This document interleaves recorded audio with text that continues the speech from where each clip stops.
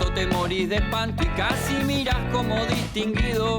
Si cada tanto acunas en tu encanto y era tu mundo el ideal.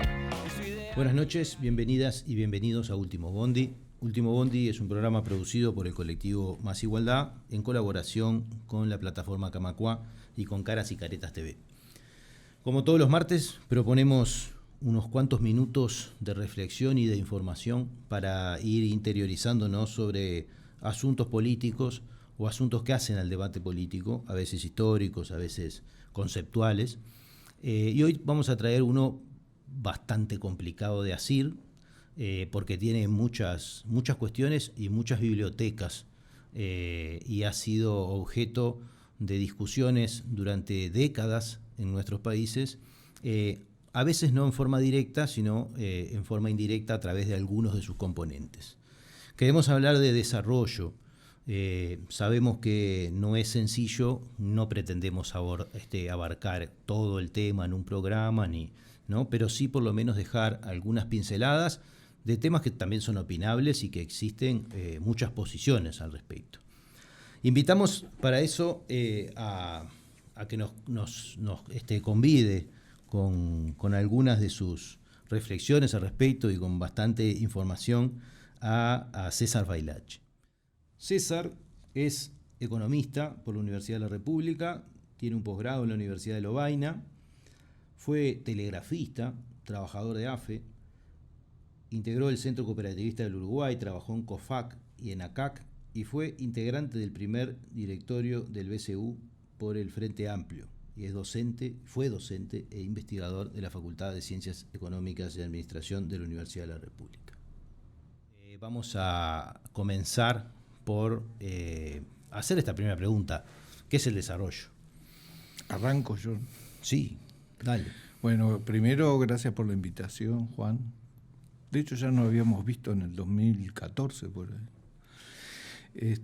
A mí me parece muy pertinente la cuestión por varias razones. Una, porque siempre me acuerdo de la ministra Arbeleche cuando dijo que había leído a Keynes, cosa que me parece interesante por las políticas de Keynes, pero me dejó un poco asustado porque de Keynes para acá lo elaborado es brutal. Por otro lado, yo veo que hay una persistencia de... ¿Con eso qué querés decir? ¿Que no alcanza con leer a Keynes para estar hablando hoy de lo que vamos a hacer? Sobre Keynes ha habido una reflexión posterior y una valoración de sus aportes más significativa. Capaz que ella refería a eso tal vez, ¿no? Pero ha habido toda una cuestión que habría que desentrañar y exponer, porque además hace a una persistencia que yo veo en el Uruguay de seguir con un enfoque ortodoxo de lo que es la economía y la macroeconomía, siempre enfocada al ajuste fiscal, al tema del endeudamiento, y soslayando los aportes que desde la economía del desarrollo y de la discusión del desarrollo se han venido generando en los últimos 30 años, diría yo. Entonces lo que yo te proponía acá era hacer un repaso de las políticas de desarrollo que han animado las estrategias de desarrollo también en los últimos 30 años, tratando de ver cuáles eran sus sustentos en el plano de las ideas. Yo me voy a remitir bastante a una discusión de ideas. Podríamos decir que en realidad, así como se dice que no tener una política es tener una política, en este caso también, o sea, visiones de desarrollo hay muchísimas. Y cada uno puede, desde su lugar, decir que está planteando una visión de desarrollo, ¿no? Sí, pero me parece que lo interesante es que nos remitamos a las principales ideas que, por un lado, gestionan el tema del desarrollo, que viene generalmente desde las grandes universidades y de las instituciones financieras internacionales.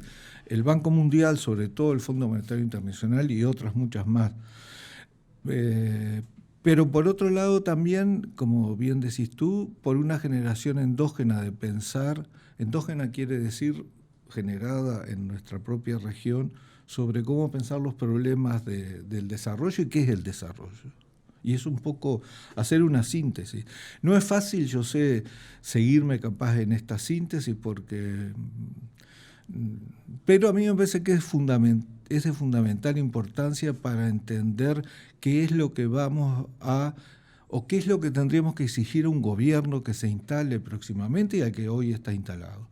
Esto a mí ya me parece que no se trata de un ejercicio puramente intelectual y solamente de reflexión de los economistas o los especialistas en economía, porque ya hemos tenido como varios efectos de que es necesario pensar esta cuestión de qué es el desarrollo a partir del desastre de la pandemia, sus efectos en la sociedad, el problema del agua actualmente, es decir, una cosa impensada, y el tema también de la desigualdad, y mirando a los países vecinos, esta especie de gran conflictividad que hay entre grupos sociales, tanto en Argentina como en Brasil, que a uno le ponen en cuestión la estabilidad social, incluso de esos procesos históricos en los países vecinos. Entonces, me parece que es relevante ver qué anima las reflexiones en el ambiente internacional y después en los ambientes nacionales.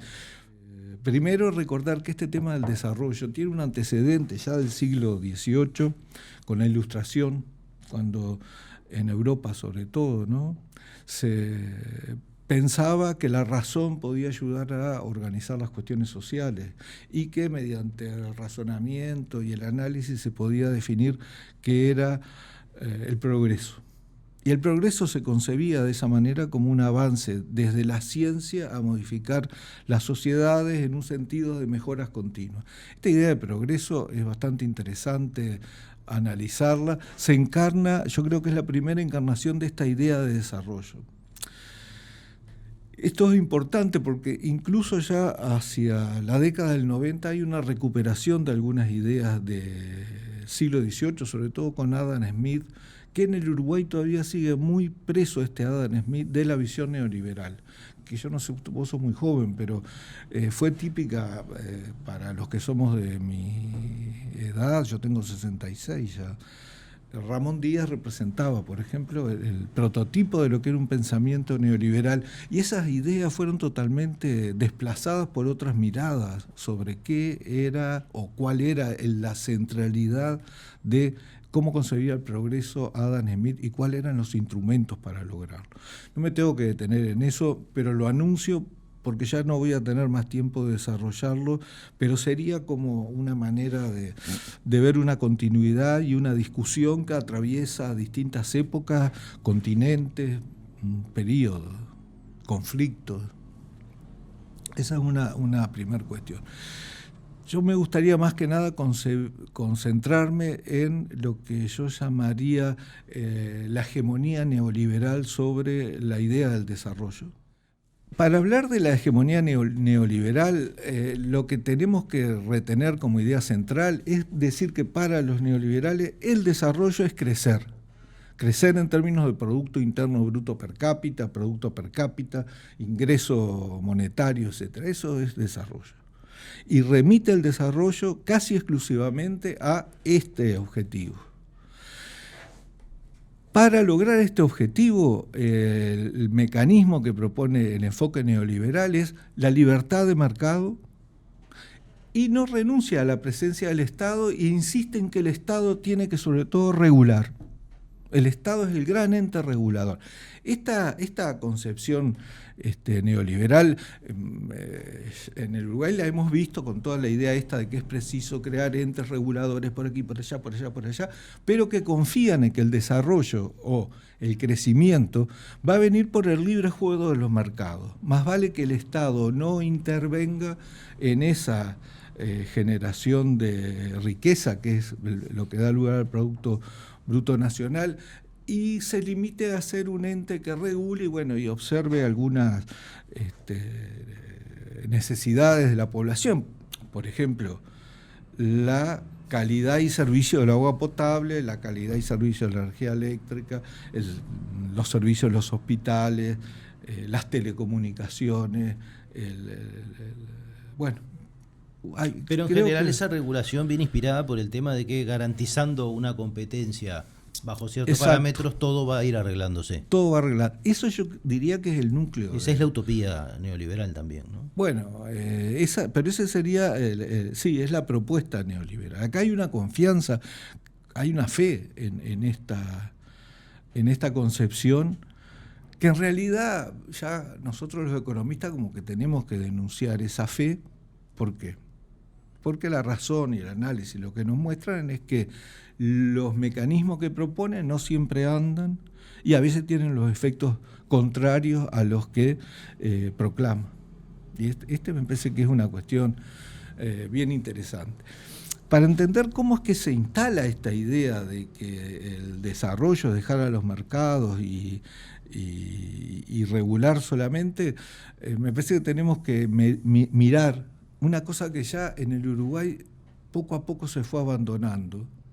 En la facultad el curso de Teorías del Desarrollo se mantuvo y en la Facultad de Ciencias Sociales se hizo una licenciatura en Desarrollo, pero en general el olvido de qué pasaba antes de esta experiencia neoliberal, qué pasaba en los 50, 60. No me voy a detener a detallarlo, pero sí a destacar algunos aspectos. El primero es que el tema del desarrollo, con la palabra desarrollo y no con la palabra progreso, o simultáneamente a la palabra progreso, se instala definitivamente en los años 40-50 del siglo XX, es decir, en la posguerra, en la segunda posguerra mundial. Y se instala por diferentes razones, que son bastante interesantes tenerlas presentes. Por un lado, porque ahí se da el fenómeno de la descolonización. Los grandes imperios europeos colapsan, en otros lados son desplazados por movimientos de liberación nacional. Es decir, hay toda una emergencia de nuevas élites políticas a nivel mundial que reconocen que la situación de subdesarrollo, incluso medido con los bajos niveles de ingreso per cápita, merecen ser reconsideradas y lograr que las poblaciones avancen en pos de un mayor nivel de riqueza, disponibilidad de bienes y servicios. Esa es una primer aspecto a tener en cuenta, que va a haber un público interesado a partir de la descolonización de los grandes imperios. En los casos más paradigmáticos, ustedes ya los conocen, van a ser la India y el África, China, porque hay que acordarse que Mao Zedong llega en el 49, ¿no? Todo África y el sudeste asiático también. Va a haber dos grandes excepciones que van a ser Europa por la recuperación después de los destrozos de la guerra y el propio Japón. Y en tercer lugar estamos la región latinoamericana, con unas particularidades bien específicas, que los niveles de desarrollo ya en aquella época eran bastante altos en relación a este resto del mundo subdesarrollado o en desarrollo. Sobre todo el Uruguay y la Argentina, ¿no? Bueno, Chile también, Brasil menos, y con grandes diferencias regionales. Pero bueno, la posición en ese momento, en palabras de los Estados Unidos, va a ser acompañando a la famosa doctrina Truman, que desde el año 49 destaca que Estados Unidos se va a poner al servicio y va a poner sus ciencias y sus conocimientos en ayuda al desarrollo de estas áreas subdesarrolladas. O sea que hay en este momento, desde el fin de la guerra, una especie de optimismo bastante importante que lleva a una confluencia desde distintos lugares a proponer al Estado, y esto luego se va a transformar en una cosa condenada, ¿cómo se dice? En una afirmación susceptible de la excomunión.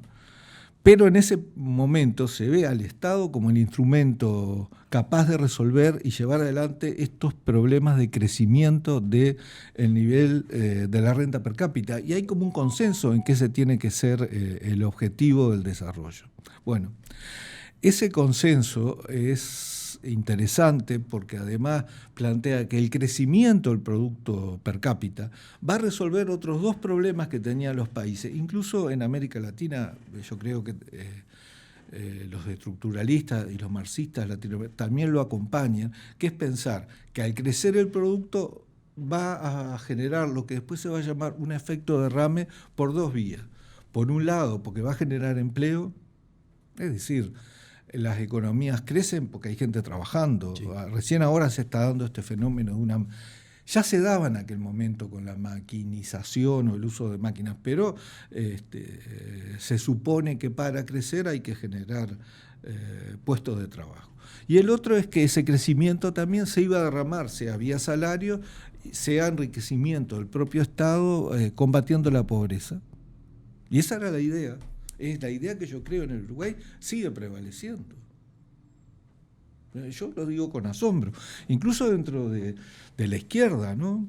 Bueno, y que genera un consenso entre todos, y yo no lo quiero combatir ese consenso porque, bueno, por lo menos no genera grietas, pero decir, bueno, vamos a crecer y una vez que crezcamos, esto va a traer empleo y vamos a estar todos mejor. Lo que no ha seguido prevaleciendo a partir de estos momentos es la idea de que el Estado tenía algo que ver con eso. Pues la gente va a ser ahí cuestionado, pero ahora yo voy a llegar a eso, pero espera. Además, habían políticas destinadas a hacer esta idea, porque además el crecimiento iba a estar basado en la industrialización. A mí me da mucha lástima porque todos los barrios aquellos que están hacia 8 de octubre, y están aquellos galpones enormes de las antiguas fábricas, incluso partes también del cerro. Nuevo París. Esos son los restos arqueológicos de todo un proyecto que hubo, ¿no? Que concebía la industrialización y que la izquierda, sobre todo la izquierda uruguaya, lo veía como el camino de proletarización y de la generación de una clase obrera fuerte en el Uruguay. Lo que no se dio. Eso digo, pero vamos a dejar esto que si se dio o no se dio para una segunda, después vamos a ver cómo viene. Pero esta idea de industrializarse además tiene una cosa que yo no sé si se destaca mucho en esta recuperación del vallismo que se ha hecho en los últimos tiempos, que era la transferencia de excedentes del agro a la industria. Esa se veía además como una política a nivel internacional.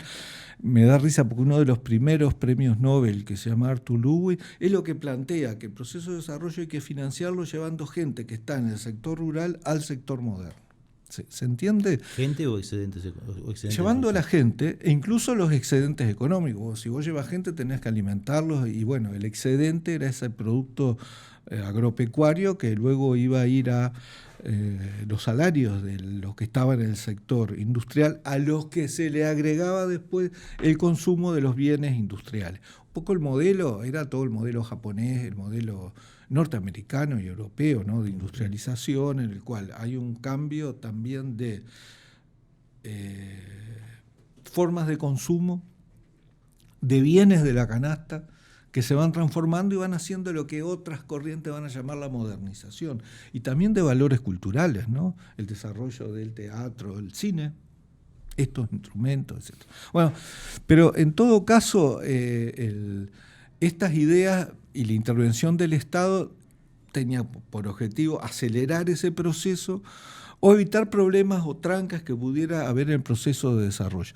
Es interesante ver, otra cosa que es interesante analizar, que estos problemas que se veían en las áreas subdesarrolladas cuando querían iniciar el proceso, también se constataron en la propia Unión Soviética, que ya del 17 había empezado su proceso de industrialización. Eso a mí me parece un gran tema que en el Uruguay tampoco hemos estudiado, o por lo menos la gran mayoría no ha estudiado bien. Hay especialistas acá, no quiero ser grosero con eso, pero los problemas de las relaciones entre el precio de los bienes alimentarios y el desarrollo industrial, por ejemplo, fue una de las grandes controversias al interior de la discusión soviética entre las áreas más estalinistas y las áreas más agropecuaristas. Es todo un tema que atraviesa la primera mitad del siglo XX. Viste que no me puedo extender, pero es apasionante todo esto, ¿eh?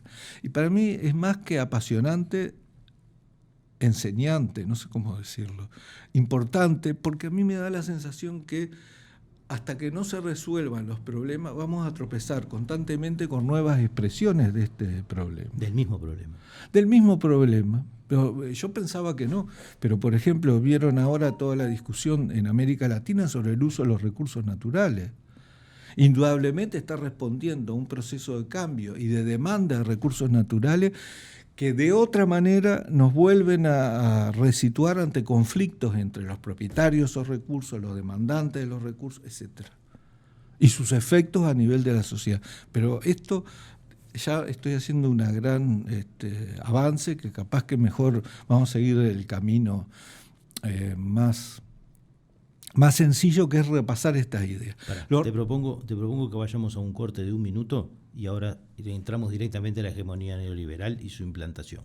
Bueno. ¿Sí? En 1 minuto seguimos en el segundo bloque de Último Bondi.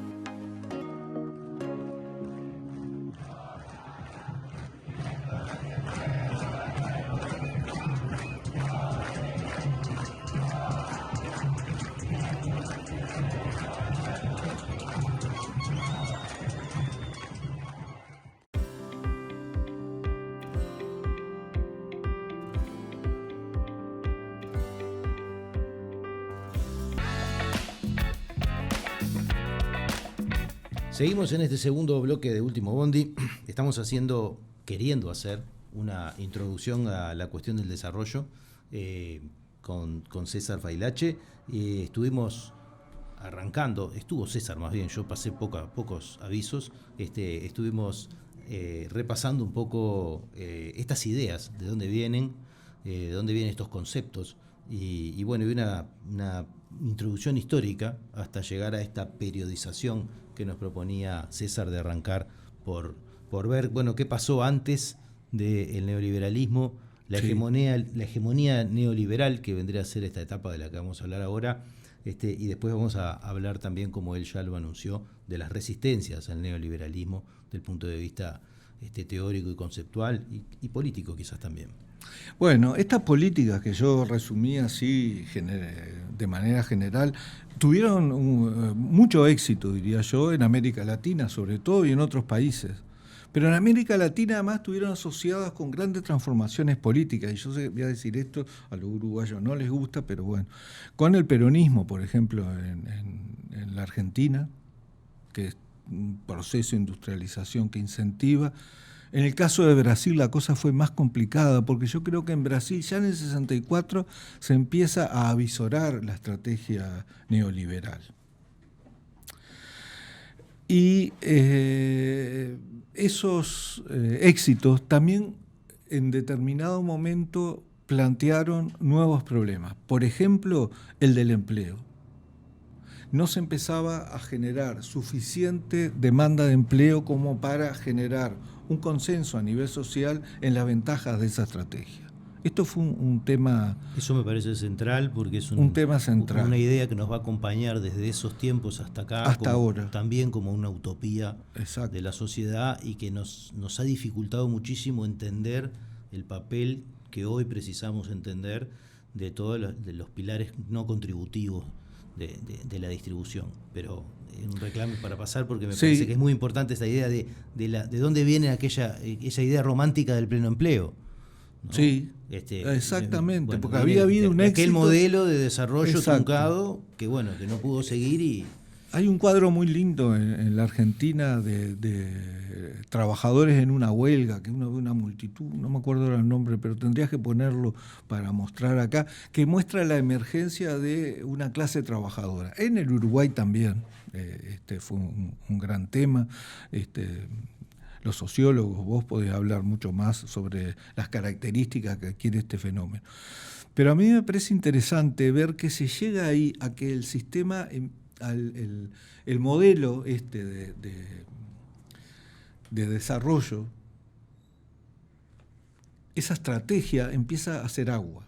Y eso lleva a numerosos conflictos sociales. Bueno, en el caso uruguayo, ustedes ya conocen, todo el mundo sabe que el inicio de la gran crisis se inicia en los 50 y a partir de eso acá se expresa la crisis de ese modelo. Y frente a ese modelo empiezan a aparecer tres grandes respuestas. Y esto me parece que es importante. Una va a ser una radicalización denunciando de que el modelo está frenado por una relación asimétrica entre centro y periferia, en el cual las periferias son tributarias de los centros y no tienen la capacidad de incorporar tecnología, etc. ¿Quiénes son los centros y las periferias? Los centros van a ser los nuevos países reconstruidos en Europa, reconstruidos pero que ya tenían una fuerte base con la revolución industrial del siglo XIX, Japón, pero va a ser un centro muy particular porque va a estar bajo muchas restricciones luego de su experiencia militarista en la Segunda Guerra. Y por otro lado, el gran centro que va a ser Estados Unidos, ¿no? Que va a ser la potencia hegemónica. En este momento se da el desplazamiento de la Gran Bretaña como eje articulador del comercio mundial y de la política mundial, y empieza a aparecer Estados Unidos. Y ahí es cuando aparece lo que yo mencionaba antes, la doctrina Truman y una posición de los Estados Unidos como en cierta medida antiimperialista o por lo menos abierta. Esto es importante verlo porque si no nunca vamos a entender a otras posiciones. O una posición abierta a que se desarrollaran estos países que estaban en esta situación de pobreza. Esa va a ser una primera respuesta y va a estar radicalizada con lo que se llama la teoría de la dependencia, que yo creo va a decir una verdad muy grande, que los países ven frenado su proceso de ampliación de esa disponibilidad de bienes y servicios y de empleo porque hay una asociación entre el capital internacional representado en las grandes empresas, los grandes bancos, las instituciones financieras y las élites locales, que lo que le interesa es mantener un statu quo en el cual ellas dominan la situación política interna y no abren espacio para el proceso de desarrollo. Grosso modo vendría a ser de que los sectores mejor acomodados de los países prefieren conservar su poder y su diferencia a apostar al desarrollo de todo el resto del país. Bueno, esa sería una, porque los mecanismos para apoyarlo también en su momento pasaron a ser bastante radicales. Sobre todo, ahí está el tema en el Uruguay de la reforma agraria, que yo creo que es un gran tema que también vieron que se le pasa por arriba, pero que ese fue un eje. La reforma agraria no solo por una cuestión de justicia social, sino por una cuestión de productividad, de aumento de producción, de bienes de producción en el Uruguay, que hiciera posible profundizar incluso más la industrialización. Ahí sería como una revisión, esa es una corriente, que yo creo no genera muchas políticas, ¿de acuerdo?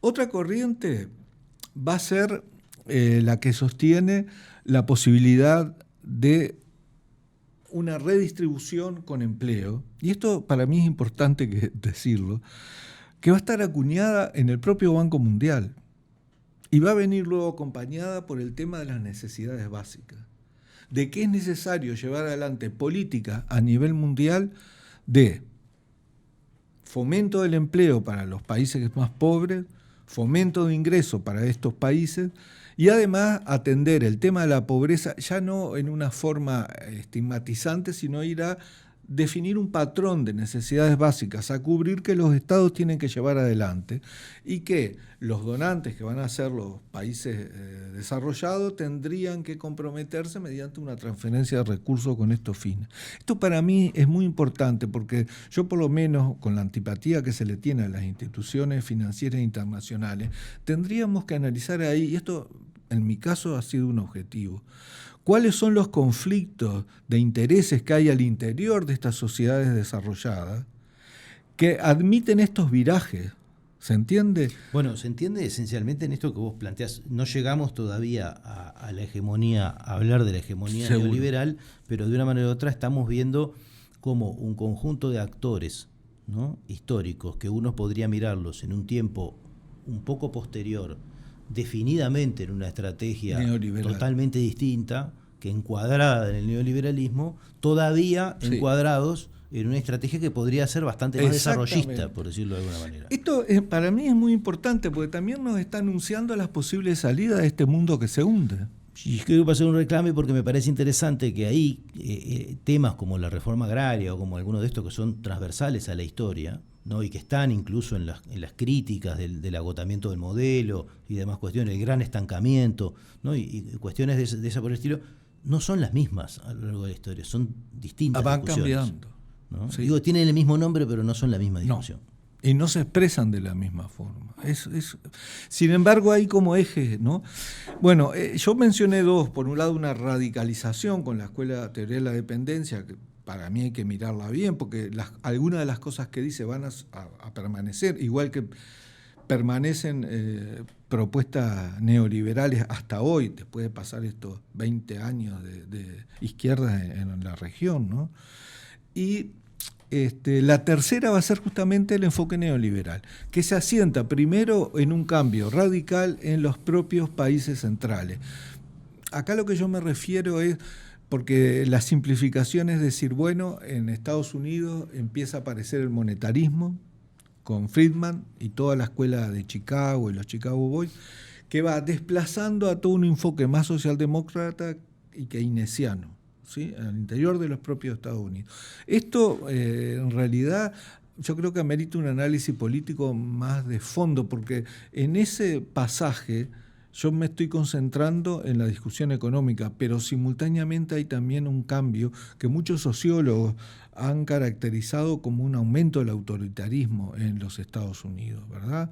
Un avanzar las formas autoritarias de disciplinar de alguna manera la sociedad.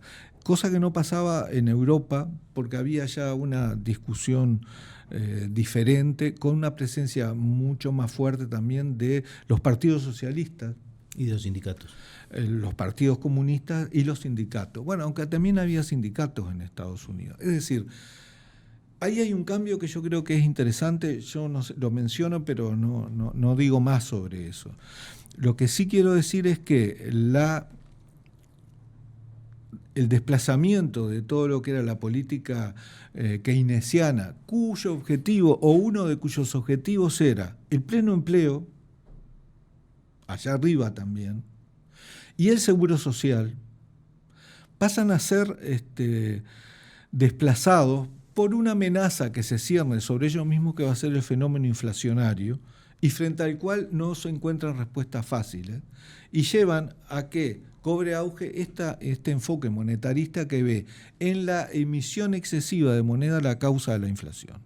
Y ahí viene todo un reconocimiento a que el agente para llevar adelante la estabilización e implementar las políticas neoliberales sean los bancos centrales.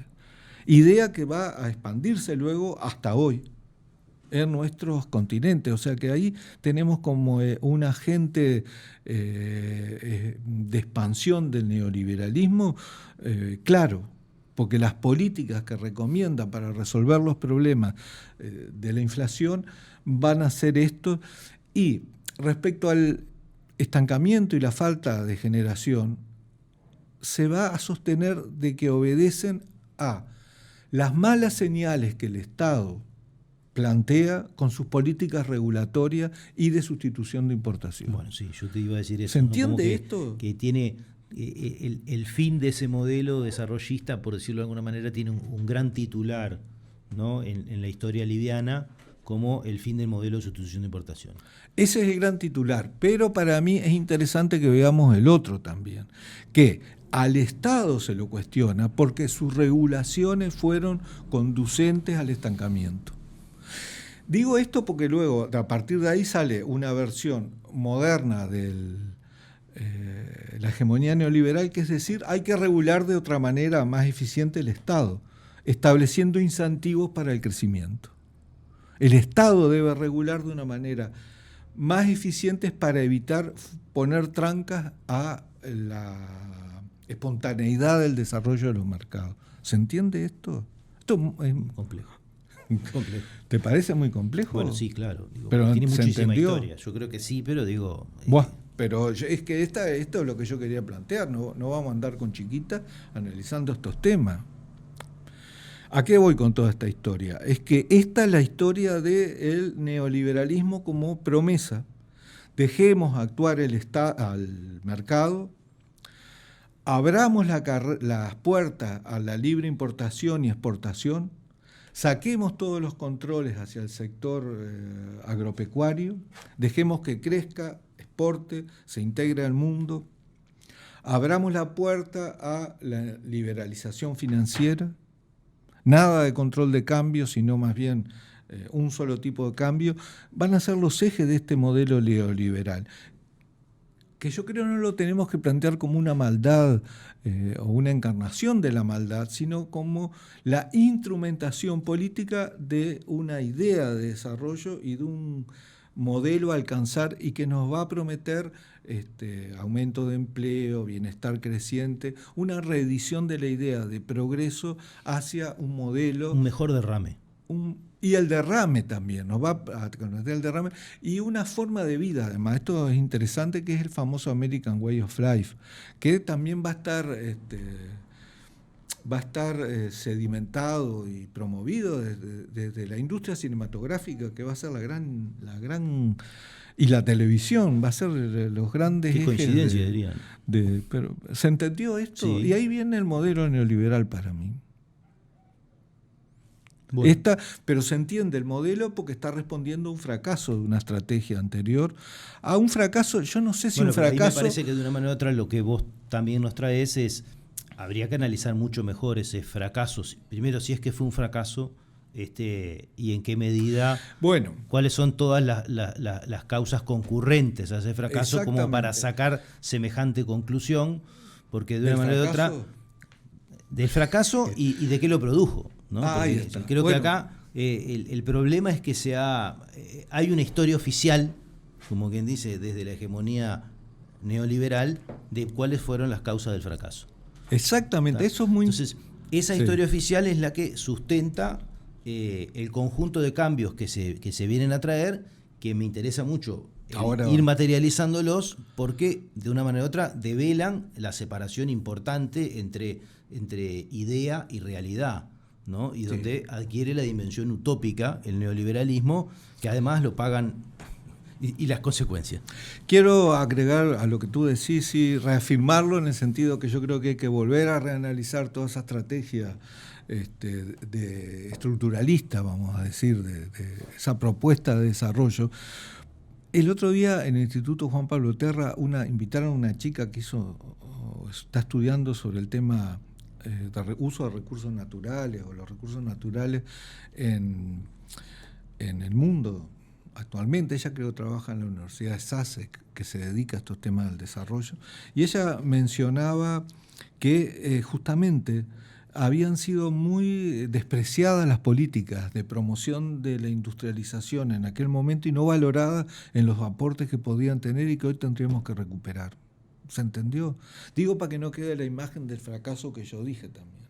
O sea, sí, efectivamente, el fracaso fue una situación inestable, de no crecimiento, de muchos problemas. Otro de los problemas, la emigración del campo a la ciudad. Pero también existía, y me parece muy importante porque en el imaginario eso funciona, la utopía del pleno empleo. Exacto. Entonces, claro, contra la utopía del pleno empleo y la utopía del crecimiento permanente, un modelo que se estanca y no genera ninguna de las dos cosas es un fracaso. Porque políticamente, culturalmente es un fracaso. Más allá de que pueda tener elementos de fracaso también. Bueno, yo, porque nos vamos a detener mucho. Yo, sin embargo, yo veo en eso que lo que se produjo, más que un fracaso, fue el fenómeno social de la exclusión. Y acá es donde en el Uruguay se empiezan a consolidar, se empieza a consolidar la pobreza, y eso que pasan diciendo los sociólogos de varias generaciones de pobres que tienen. Sí, yo creo que arranca acá, porque ese proceso de integración, liberalización comercial y financiera y apertura en el Uruguay y en la Argentina creo que también, condujo a que mucha gente quedara en banda. Bueno, ahí creo que hay una discusión sobre qué estuvo primero, ¿no? Digo, porque también está planteado como que este modelo de sustitución de importaciones, que fue un modelo en sí mismo bastante industrializador en todos los lugares donde se llevó adelante, no llegó a incorporar a ese proceso de urbanismo que también que se dio, ¿no? De urbanización y de concentración, ¿no? Y empezó a generar esas periferias urbanas, sí, por lo menos en todo el continente de América del Sur. Bueno, tratá de llevarme porque si no nos vamos a quedar discutiendo. Este es un gran tema, yo creo. Todavía no está saldado. Hay temas que hay que ir abriéndolos para que este es uno de los que hay que abrir. Yo lo que ahora sí me meto en la implantación del modelo, y hay una especificidad del Cono Sur, de Chile, Argentina y el Uruguay, como experimentación de esa implantación abierta del modelo neoliberal. ¿Por qué digo esto? Porque ustedes se acuerdan que en Chile hay un golpe de Estado que termina con todo el proyecto de la Unión Popular allá, y en el Uruguay se instala acompañando a el golpe de Estado. Un tema que han estado analizando en estos tiempos, así que esto yo creo que se sabe más de otras charlas que pueden escuchar que lo que yo voy a decir acá. Pero para mí es muy importante recordar esto de que el modelo neoliberal en Uruguay va a tener lo que se llama, yo le llamo un pecado original, que viene de la mano con el autoritarismo. Y es importante porque al inicio del modelo de la dictadura, acordarse que Beck Villegas tenía toda una estrategia de industrialización que no anduvo, y también estaban las famosas obras públicas tipo Salto Grande, etcétera. Va a ser después cuando se instale un modelo neoliberal basado en el Uruguay como plaza financiera, y yo diría la desindustrialización o la búsqueda de una nueva industrialización en base a reglas de mercado posteriores. Y ahí está para mí el eje de la implantación del modelo en el Uruguay, con apoyo financiero y mediante dictadura militar. Y lo mismo en la Argentina, ¿no? Y yo diría que lo mismo, bueno, ni que hablar en Chile, y lo mismo me parece que no lo he estudiado bien, el golpe del 64 en Brasil. En Brasil. Y con eso yo diría que ahí empieza a aparecer.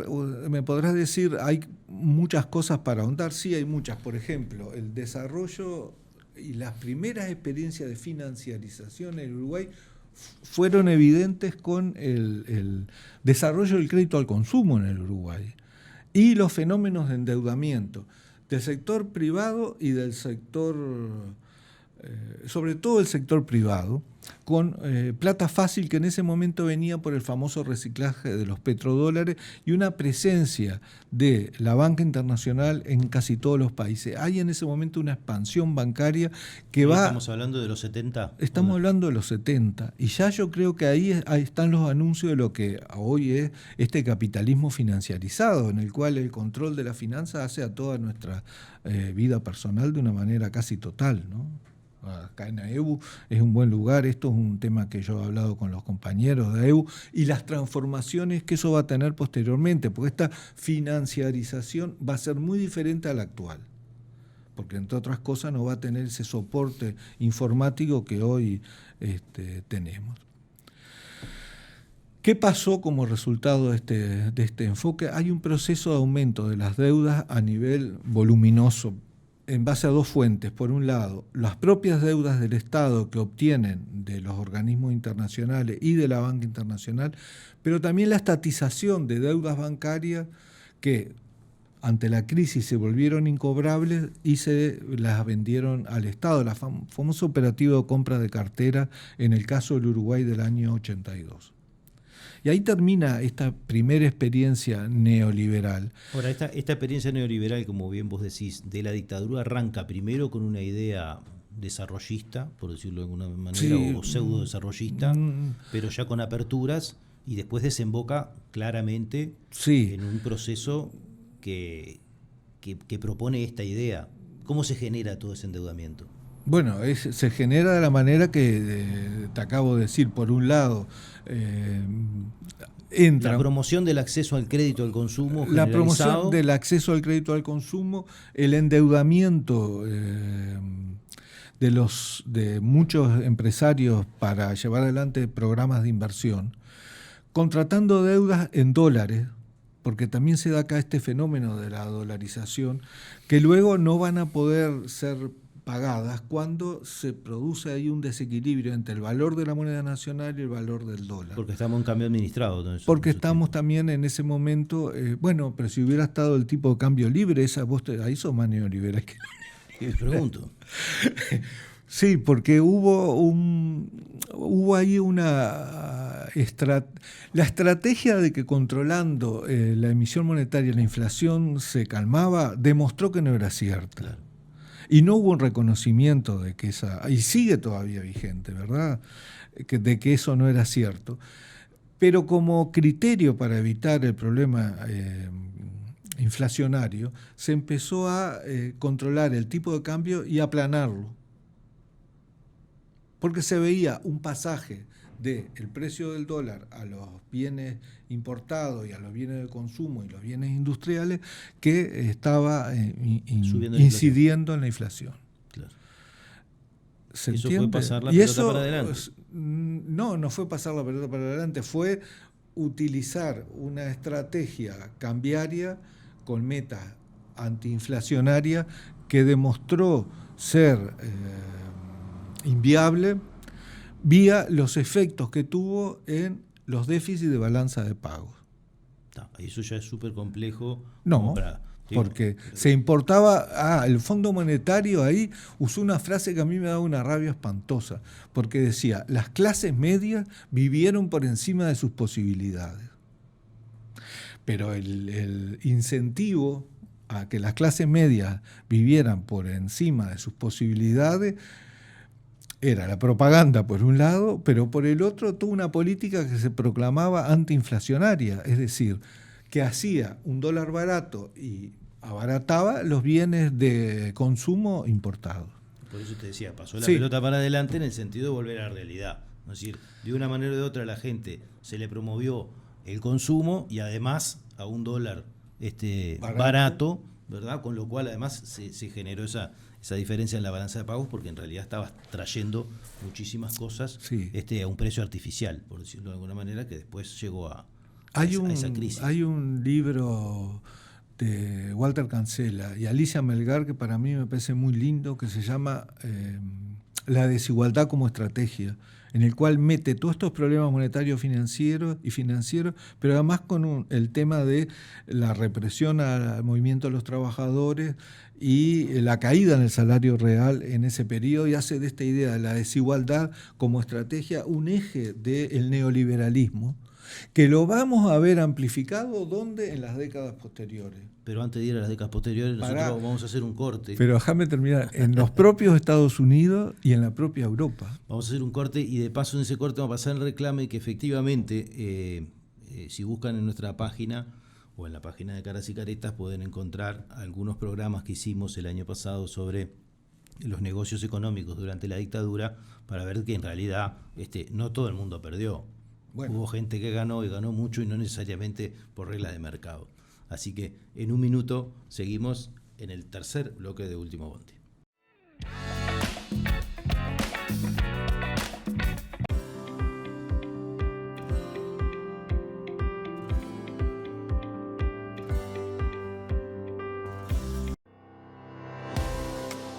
Nos une la defensa del trabajo y el derecho al descanso, apostando a crecer juntos y juntas.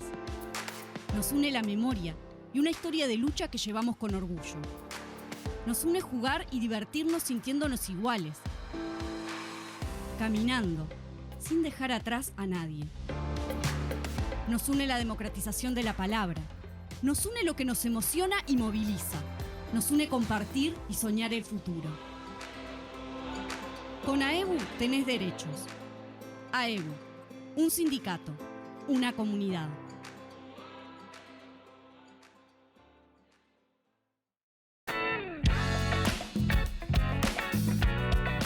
Seguimos en este tercer bloque de Último Bondi. Estamos hablando de la cuestión del desarrollo.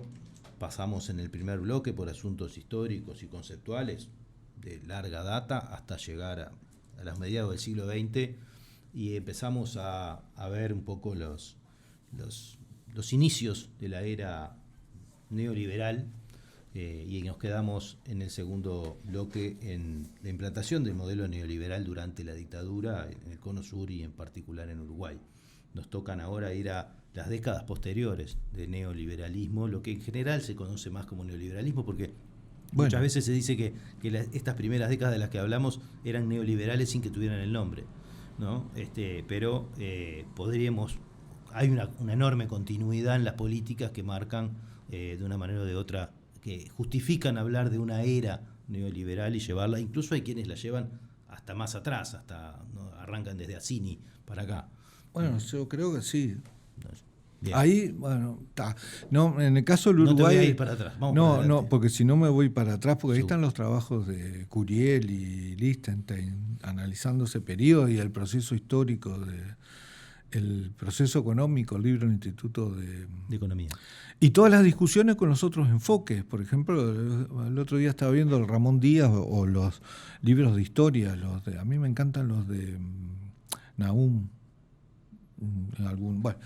En todo caso, eso no era el objetivo que yo quería plantear, sino mostrar cómo la implantación del modelo, en el caso del Uruguay, sí vino acompañado por la dictadura, pero como bien decís tú, en los centros el modelo se implanta como la medida para combatir la inflación, que había llegado a niveles del 12% en el mundo desarrollado, en Estados Unidos, en Europa. Y ahí sí se sigue una política monetaria contractiva. No va a ser que se limiten la moneda, porque ya no lo pueden hacer, porque los dólares empiezan a circular por todo el mundo y empiezan a generar moneda. Esto no sé si se va a entender, en un sentido endógeno, son los eurodólares, los petrodólares. Hay un tema ahí de generación de medios de pago autónomos por parte del sistema bancario, pero se va a hacer menos accesible el acceso a esos dólares por parte de la Reserva Federal, aumentando las tasas de interés. Y con ese aumento de las tasas de interés, las deudas que habían sido contratadas por los países en desarrollo a tasas que en ese momento se acomodaban a los niveles de inflación internacional, se vuelven impagables. Y asimismo hay un fenómeno ahí de caída de la relación de términos de intercambio. Los bienes exportados por la región caen y aumentan los bienes importados. Entonces se vuelve muy difícil pagar la deuda y viene el famoso tema del endeudamiento, y la política neoliberal va a persistir, incluso luego con los gobiernos democráticos, mediante las políticas de ajuste estructural, en la cual lo que se dice es la única manera para salir de esta situación es, por un lado, combatir la inflación, y ahí viene toda la discusión de las políticas monetarias cambiarias en los años 80, pero además va a ser decir, pero además tenemos que llevar adelante el ajuste para mejorar las finanzas públicas, eliminando el déficit fiscal. Y este va a ser el tema de ajustes estructural para pagar la deuda de los años 80 al siglo XX. Yo lo voy a decir esto porque, como ciudadano, fue toda la juventud mía y de toda mi generación que ahora se nos retasea, por ejemplo, el tema de las jubilaciones. Y la contribución que hizo mi generación para el pago de esta deuda fue enorme, enorme. Fue enorme. Y las condiciones, había ido a estudiar 2 años a Bélgica, y cuando volví, Montevideo, pobre, era un desastre. Era un desastre, las calles, la situación social, etcétera. Pero la razón era porque, en definitiva, estaba habiendo una extracción de recursos recomendada por las grandes instituciones financieras, el Fondo Monetario, el Banco Mundial, prometiendo de vuelta que si se dejaba actuar el mercado y se realizaban estos ajustes estructurales, se iba a lograr acceder a una era de crecimiento. Los ajustes estructurales van a llegar al clímax mayor en los años 90 con el tema de las privatizaciones y la financiarización de la economía en una escala que no se había visto hasta ahora, en la cual los bancos privados internacionales, la gran banca internacional, va a desaparecer y va a ser sustituida por el acceso al financiamiento mediante mercados de capitales. Entonces ahí hay un cambio súper radical, en el cual empieza a aparecer aquella historia de la caracterización de el Uruguay en su capacidad de pago. ¿Cómo se llama? No me sale el nombre. El perfil. No, el grado inverso. Eso pasa a ser como, es increíble esto, pasa a ser como el eje para asignar recursos en la estrategia de desarrollo. Eso pasó y sigue pasando. Mete a los gobiernos en la necesidad de tener un buen perfil para que haya disponibilidad de créditos para llevar adelante las políticas que se fijen hacia la interna, ¿no? Yo creo que ahí esto es importante que lo tengamos en cuenta, porque lo que es la especulación financiera y el mal manejo financiero va a concluir ahora, hacia fines del milenio, con las crisis financieras que se empiezan a expandir por todo el planeta, ¿no? Arrancan por 1998 en el sudeste asiático, en México, pero van a llegar a Rusia, que no hablamos de eso, pero Rusia, que ya no era la Unión Soviética, vamos a llegar al año 2001 a la Argentina, 2002 en el Uruguay y el 2005 en el Uruguay, y ahí yo creo que hay como una primera referencia a pensar el tema de la limitación de este modelo neoliberal en todo el continente. Sin embargo, las persistencias van a continuar igual en las políticas que se siguen posteriormente. Y con esto yo cierro mi modelo neoliberal en el siguiente sentido. La idea era una utopía en el siguiente sentido.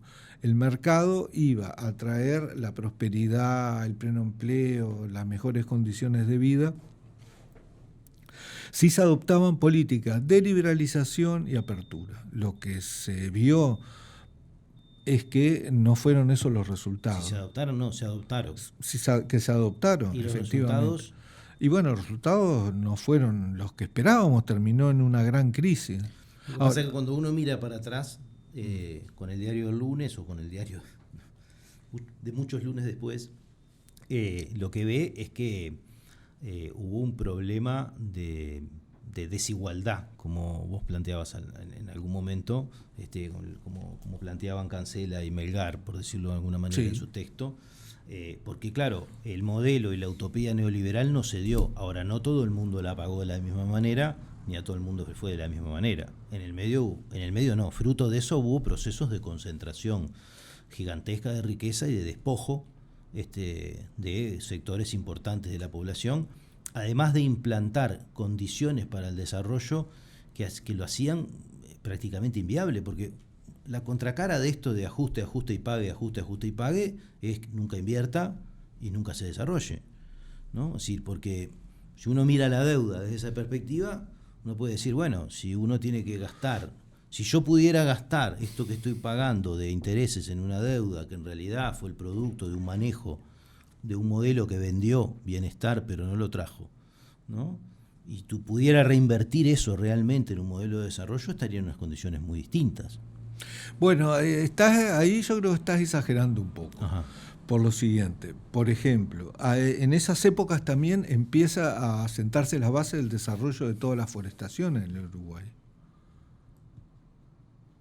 Estamos hablando ahí de los 90. Y de los 80. De los 80. Se acentúa en los 90, pero se empiezan a sentar las bases. Por el otro lado, todo el sector lechero tiene tiene un dinamismo bastante interesante durante años. Es decir, ahí tenemos que entrar a hacer un análisis más fino de todo este proceso. ¿De acuerdo? Pero sí, yo creo que es lo que te decía al principio, se va acumulando como una especie de bola de nieve los sectores que van quedando excluidos a nivel social. ¿Se entiende? Sí. Y ese yo creo que es uno de los problemas que el modelo va arrastrando y no hubo una capacidad política clara de ponerlos en primer lugar, salvo hasta la creación del MIDES y ese primer ejercicio, el más importante yo creo que hizo el gobierno del Frente Amplio en el 2005, en el sentido de reconocer eso como un problema y que el mercado, si bien la propia política económica nos apartó en un montón de cosas de la estrategia neoliberal, reconoció que ese problema tenía que ser llevado adelante mediante medidas puntuales. ¿Se entiende esto que dije? Sí, me quedo pensando en un montón de cosas que quedan ahí, como me quedan a mí por lo menos como flotando en el medio, de decir, bueno, pero de una manera u otra, cuando uno mira por ejemplo el proceso argentino, ¿no? Sí.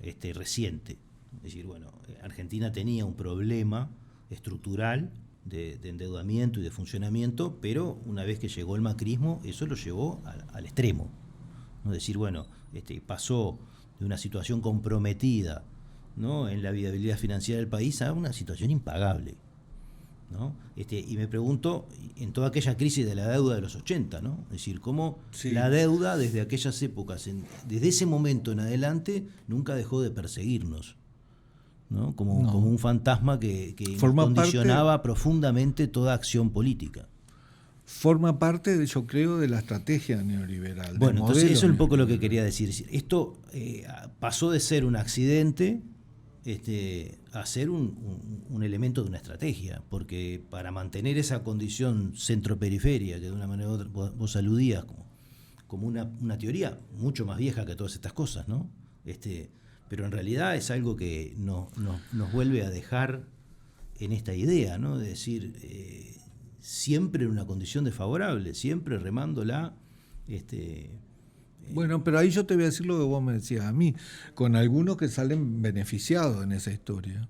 Bueno, pero eso también lo preveía la teoría centro, ¿no? Cuando decía, bueno, acá las élites dominantes de cada país son los verdaderos socios del capital transnacional, ¿no? Y estuvo incluso en las conceptualizaciones políticas de la época de los 60 y de los 70, ¿no? Sí. Pará, porque yo creo que yo quiero ir cerrando lo del modelo neoliberal, porque yo creo que no dice más que esto que yo dije. Bien. Ahora, ¿por qué tiene tanta fuerza que vos escuchás a cualquier economista que habla y estas ideas del neoliberalismo están expresadas casi corrientemente? ¿Qué fuerza tiene? Sí, me hago la misma pregunta. Yo creo que una de las fuerzas que tiene es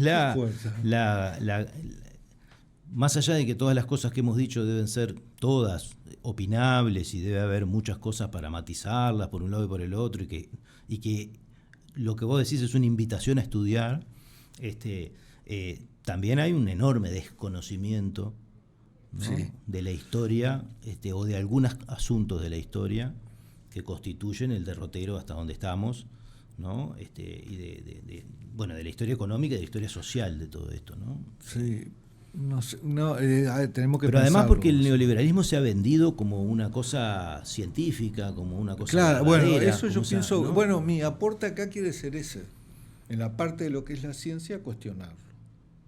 Entonces ahí capaz que nos empezamos a mudar a la resistencia y al neoliberalismo. Bueno, entonces vamos a parar un minuto y arrancamos con la resistencia al neoliberalismo. En un minuto seguimos.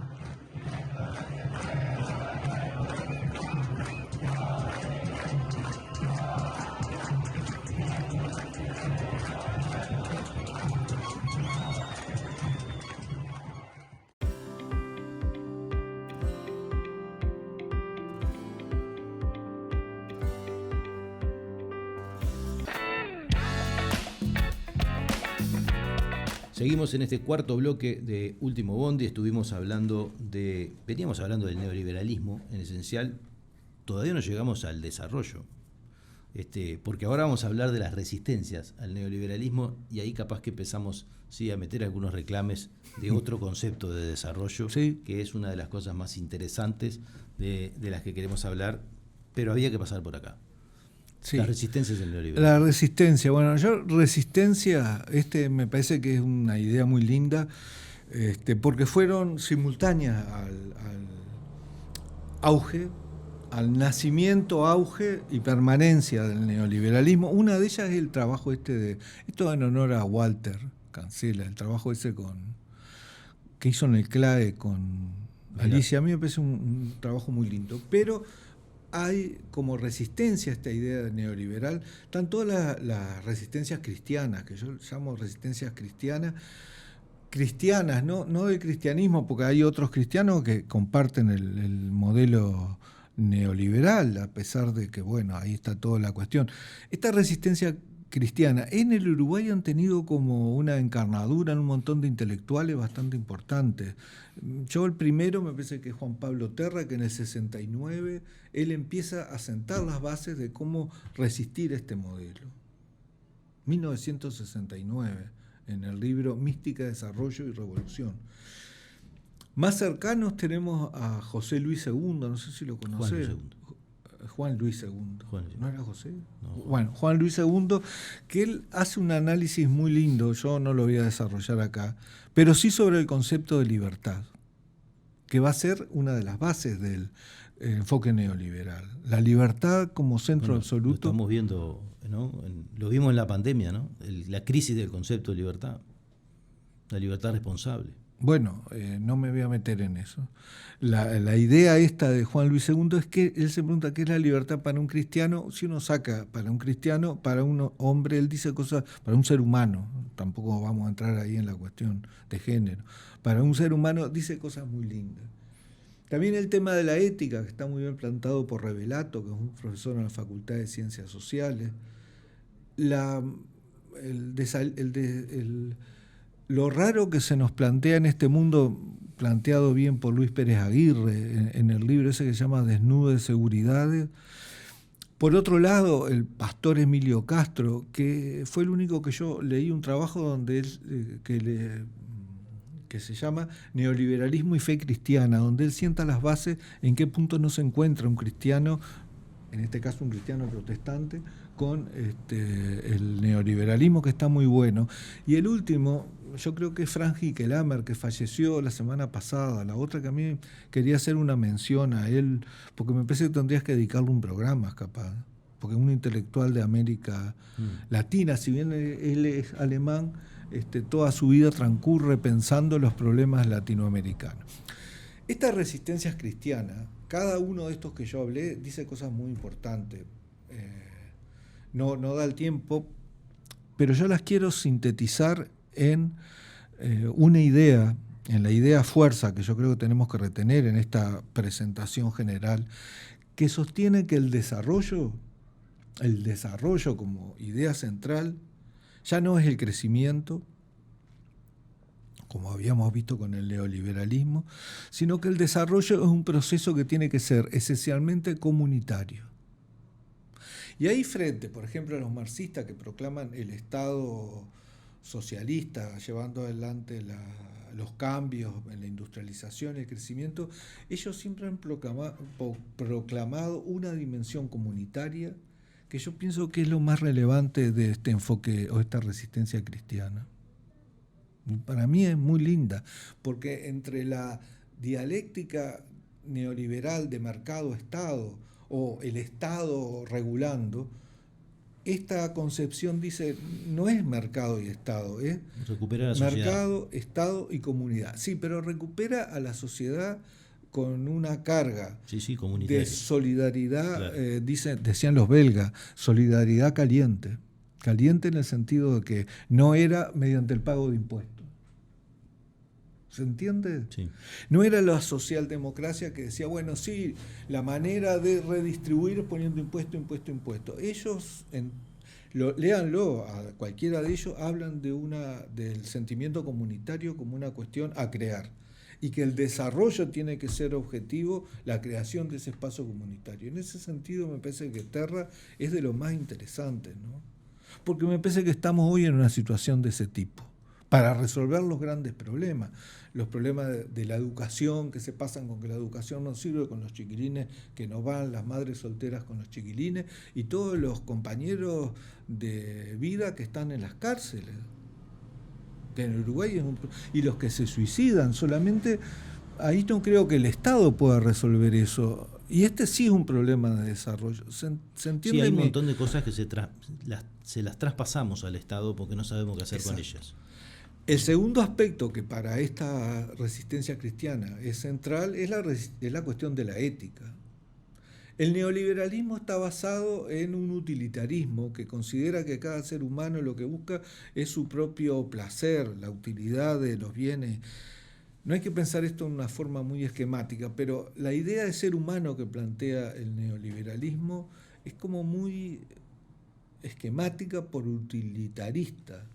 Cada uno decide hacer cosas porque le convienen. En cambio, estas corrientes cristianas, por su propio contenido, van hacia una definición de la ética más compleja. El propio Adam Smith, y acá volvemos a lo que... Yo, las cosas que leí de él, a mí no me parecen tanto cristiana como un estoico. Bueno, pero mejor no me meto en eso.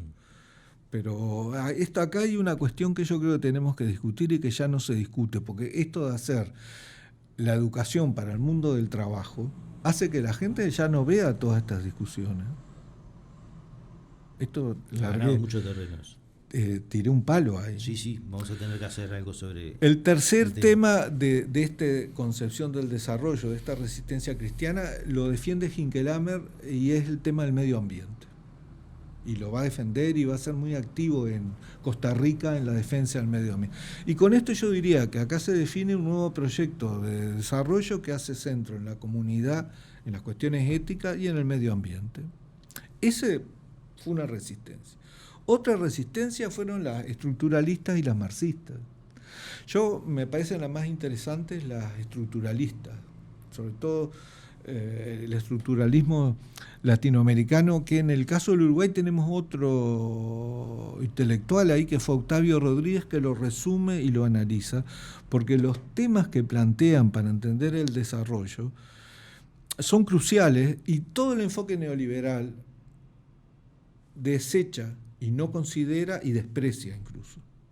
Y esto, yo creo que estos matices los vimos durante todo el periodo del Frente Amplio en el gobierno. ¿Qué cosas plantean plantean los estructuralistas? Un problema de heterogeneidad estructural, que en la sociedad no tenemos un sistema productivo integrado como son el norteamericano, el europeo, sino que tenemos empresas de altísima productividad al lado de empresas que ya no subsisten. ¿Se entiende? Eso es la heterogeneidad estructural, cosas hiperavanzadas al lado de cosas atrasadas y sin comunicarse. El famoso derrame de tecnología no se da de manera espontánea. Otro tema que estos estructuralistas plantearon de manera sistemática fue el tema del empleo y la productividad. ¿Cómo se hace en estas economías para lograr aumentos de productividad con masas de población que superan a las posibilidades de contratación por parte de las empresas? En el caso de Brasil eso es un hecho, ¿no? Y desgraciadamente en el caso de Argentina ha aumentado y en el caso del Uruguay también. Estamos en camino a eso. El tercer aspecto que ellos destacan es la generación de un centro y una periferia, en el centro administrando tres grandes cosas. Por un lado, la ciencia y la tecnología. Yo siempre me llama la atención, yo que hice toda la Universidad de la República, cómo el premio de la Universidad de la República se transformó en publicar en revistas internacionales. Cuando estas revistas generan un conocimiento mirando sobre todo el centro. ¿Se entiende esto que acabo de decir? Por el otro lado, el otro tema que maneja el centro son la moneda y las finanzas.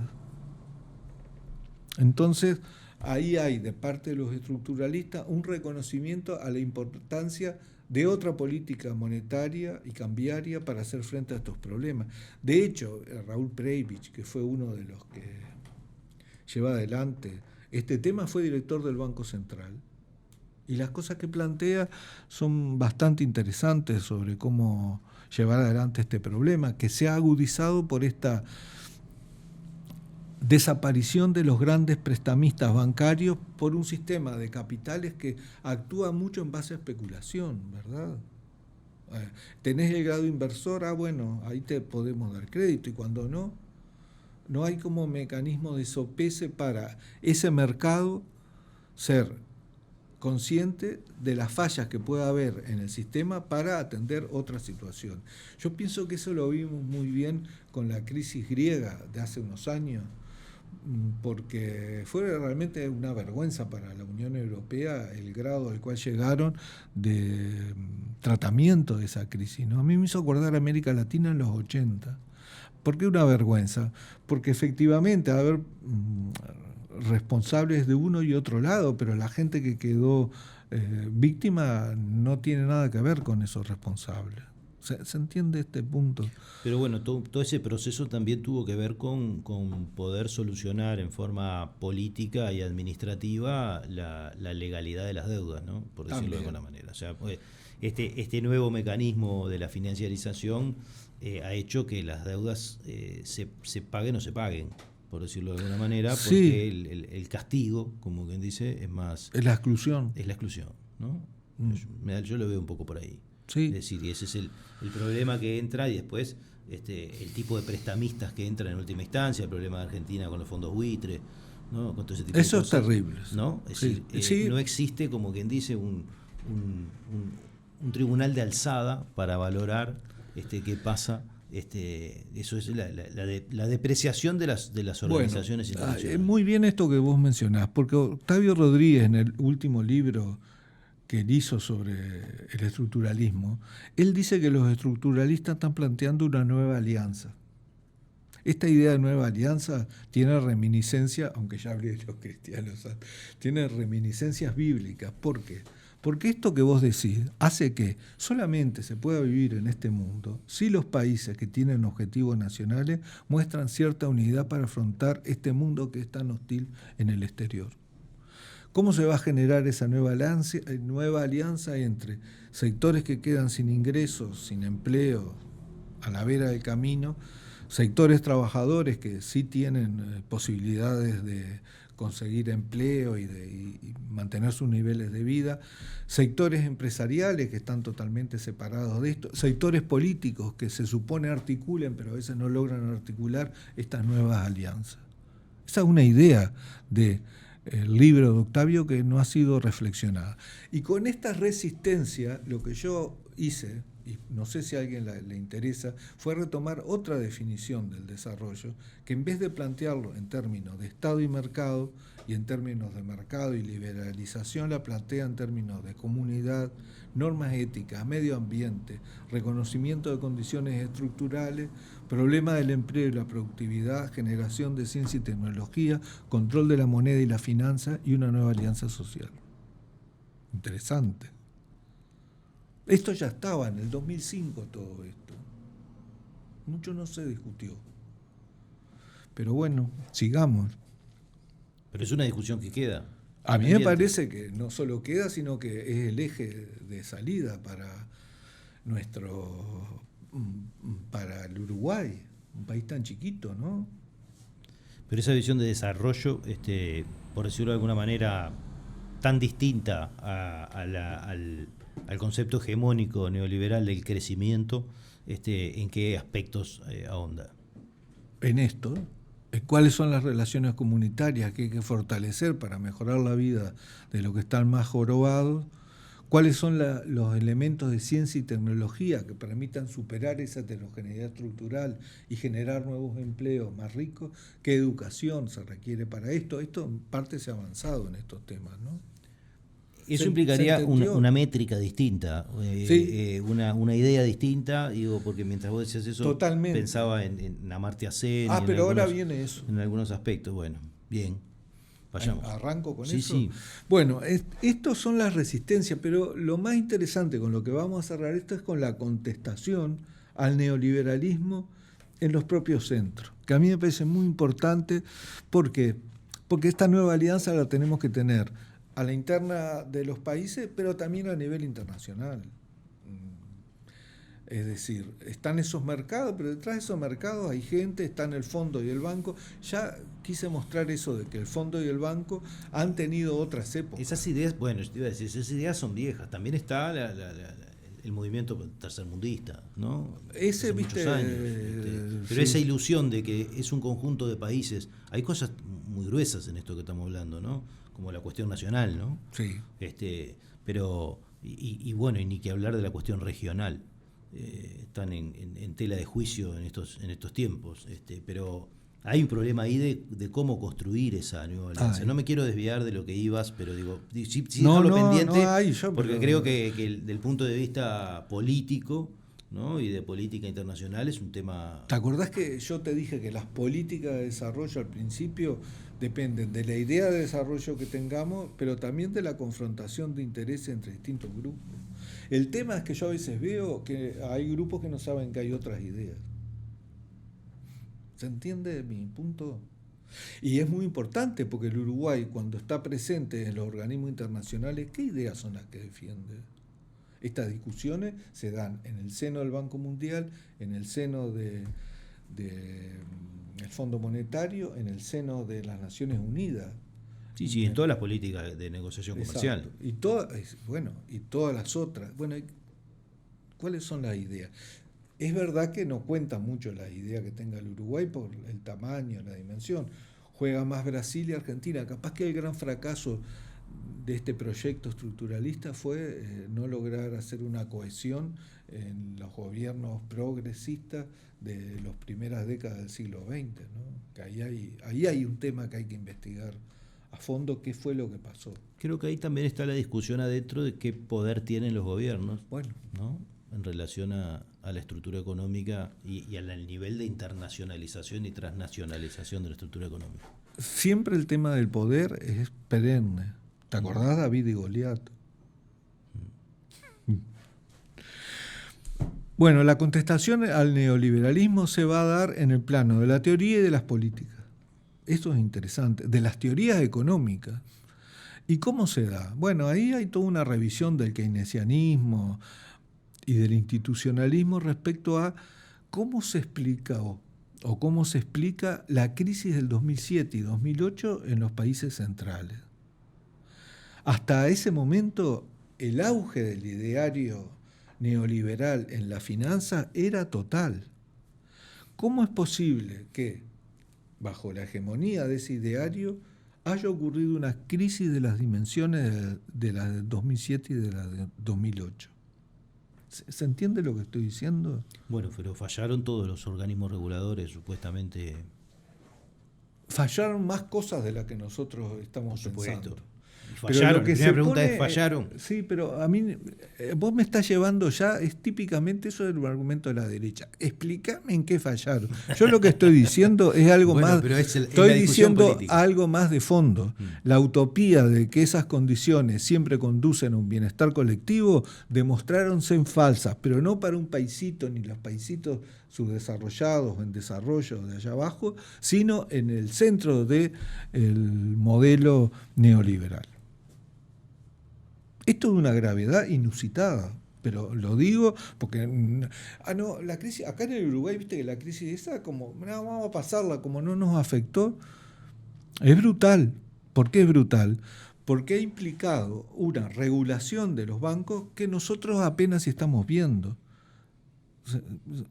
No quiero decir esto que no se hagan algunas regulaciones del Banco Central.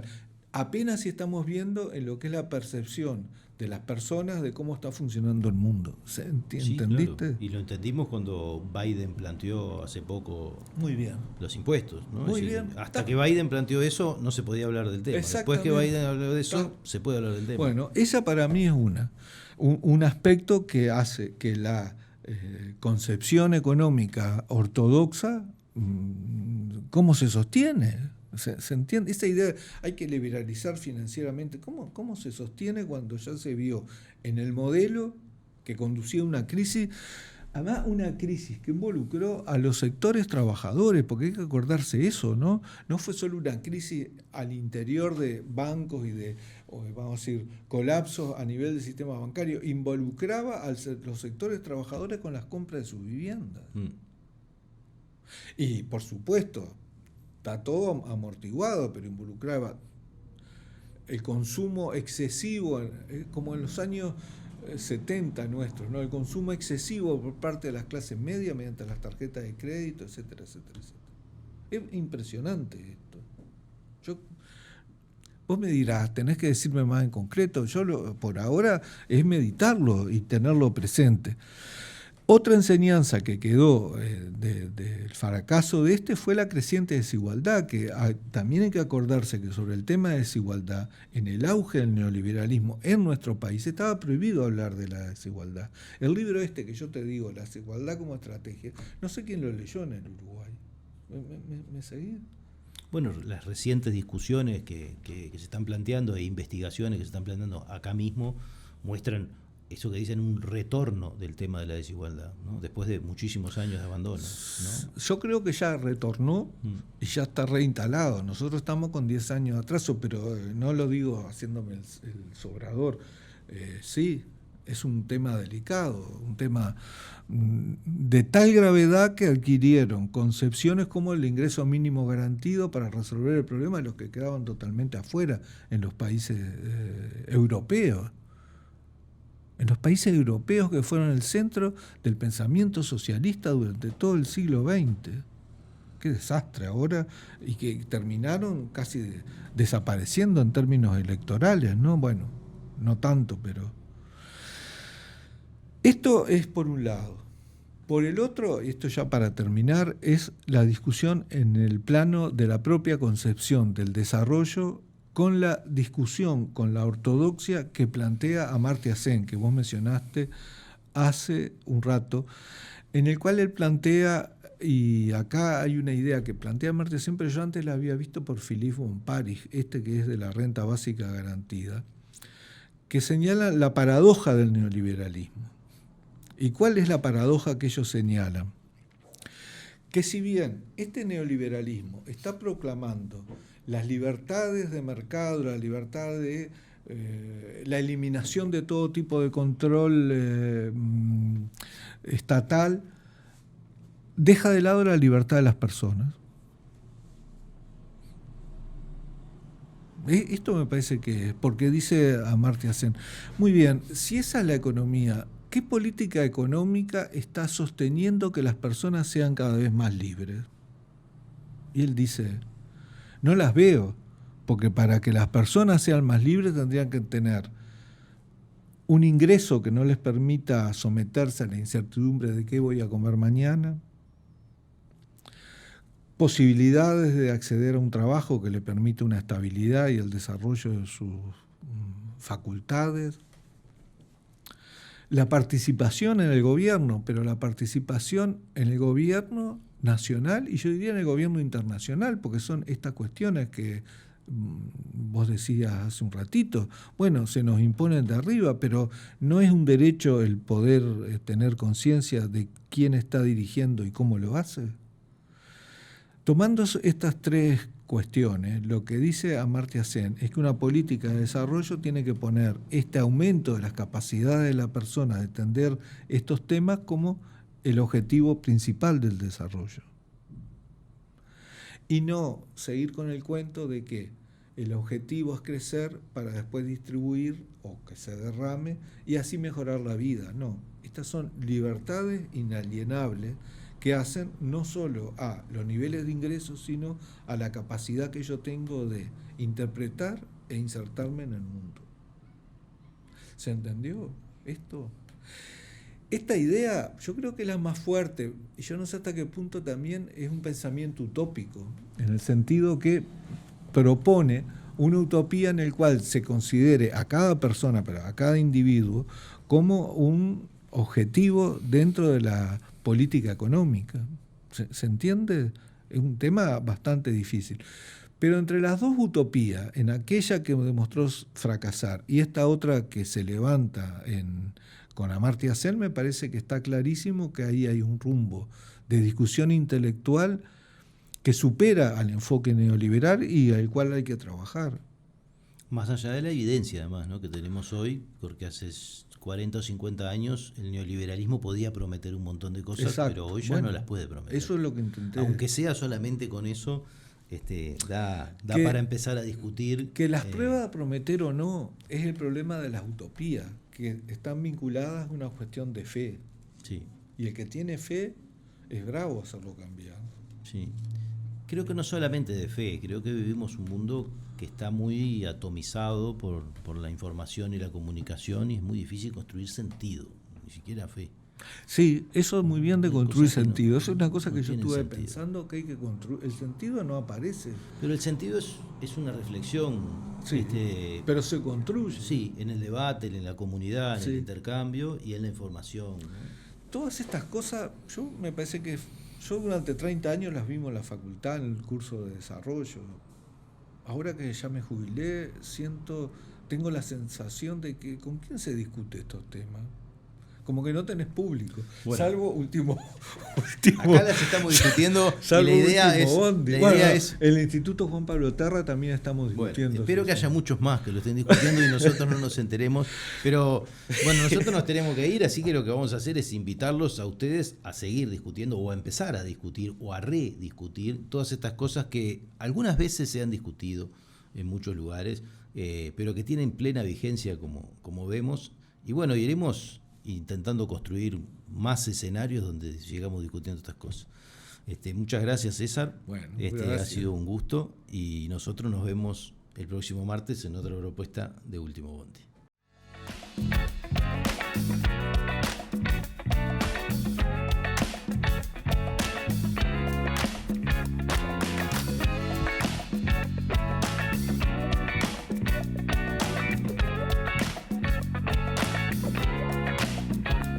Si cada tanto te morís de espanto y casi miras como distinguido, si cada tanto acunas en tu encanto y era tu mundo el ideal, y su ideal, mi ideal, el de aquel se puede mirar desde lo distinto, si por las noches compartís el tinto con ese que piensa solo igual que vos.